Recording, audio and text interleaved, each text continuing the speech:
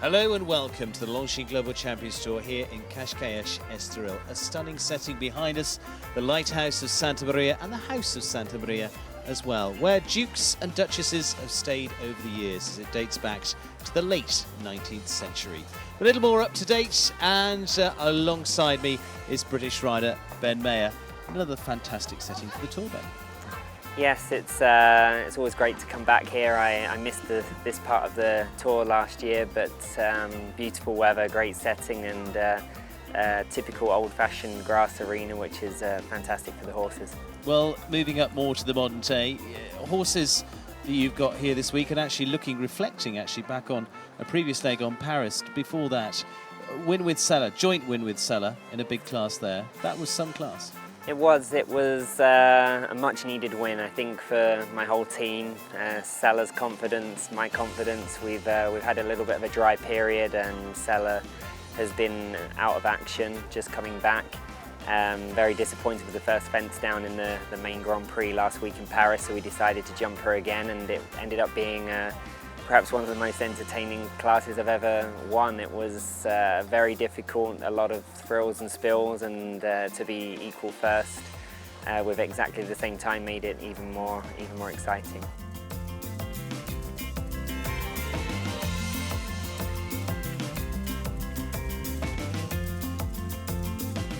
Sella was one of the winning rides that you had in one of the most amazing jump-offs we've ever seen on the Longines Global Champions Tour. 2 years ago, back in 2013, in London at the Olympic Park. Of course, following on from your gold medal at the Olympic Games. Nick Skelton, Christian Alman, reflecting on that, that was a horse in a different level to the rest.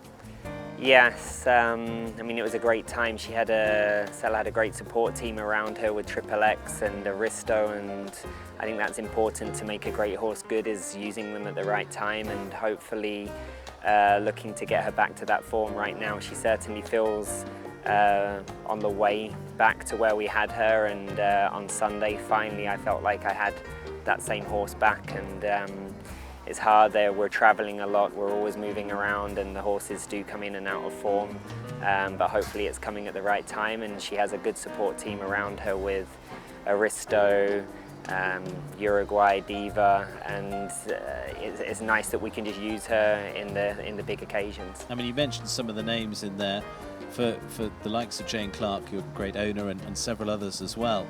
I mean, you really have strengthened the string this year.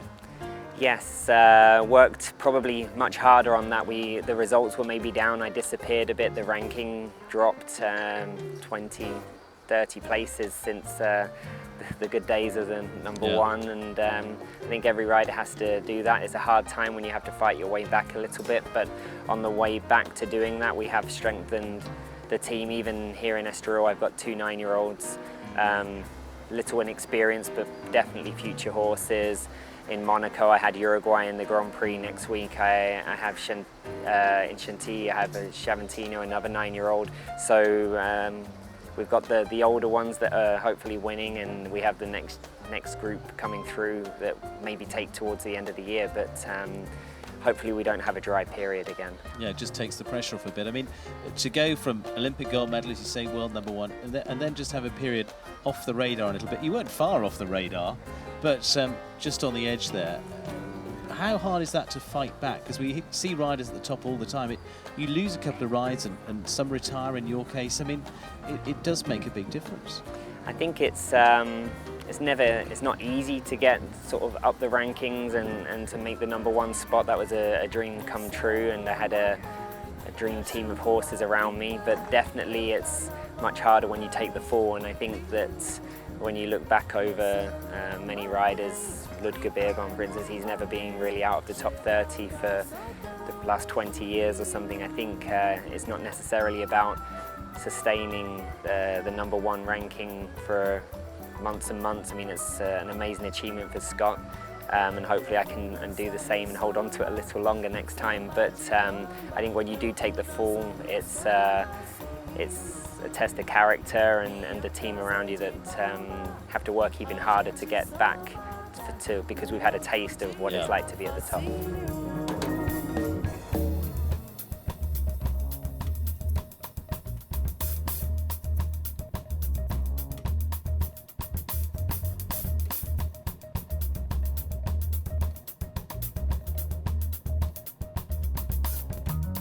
I was going to say, it's got to be a character-building stage, but onwards and upwards to the future, in terms of what's coming up now. I mean, how confident do you feel now?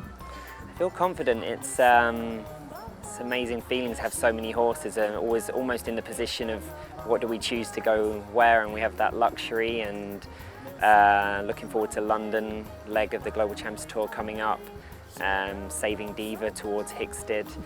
And then we have the European Championships, hopefully Sellers being programmed specifically for there, and it's very important for us as a nation and a team to make the qualification for the next Olympic Games and to try and defend the title that we won back in London. And following on from that, I mean, we're talking about sunshine here and changing it slightly. I mean, you spend much of the winter in the USA with a base in Florida.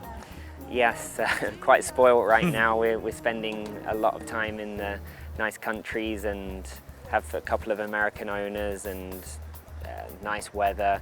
Nice to not travel so much. These are beautiful locations, but I think people back home don't realise the amount of people it takes to get us to these shows every single week, and the drivers and the lorries and the grooms, how tiring it is on everybody, and the schedule's so demanding nowadays that the horses get to change up, but we don't. And definitely that period of time, we're still working very hard in Florida, but the lack of travel really helps recharge the batteries. How do you manage your own fitness in terms of that? Just try and get some sleep from time to time.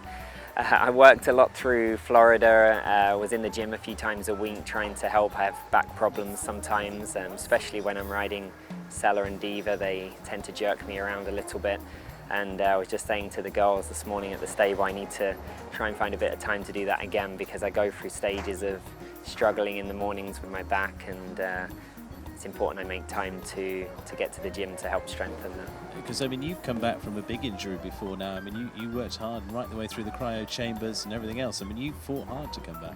Yeah, I've never had to have time off before, and when they said I needed 3 months off, and that wasn't going to work for me, I needed 6 weeks, 4 weeks I was back in the ring, and had a great team around with the British funding and the lottery funding we had in England, and they put me on the machines and the physiotherapy, and healed or got my back into a condition and a position where I could get back into the ring very quickly. And yeah, I just have to take care of it. We're in a sport, we're going to get injuries, and I just have to look after myself to have a longer career. Well, hopefully you've got a very long career still ahead of you from that point of view. It's been an amazing one so far. Thank you for joining us, Ben. We're going to let you enjoy the rest of the afternoon, I think, from that point of view, and maybe head to the gym, maybe go and have a bit of sleep, whichever you want, ready for tonight's big competition. But Ben, good luck as well coming up with the London leg of the Longines Global Champions Tour. Hopefully we'll see you on the top of the podium there. Thanks very much. Well, thank you for joining us on the Longines Global Champions Tour here in Cascais, Estoril, as we look forward to much more to come.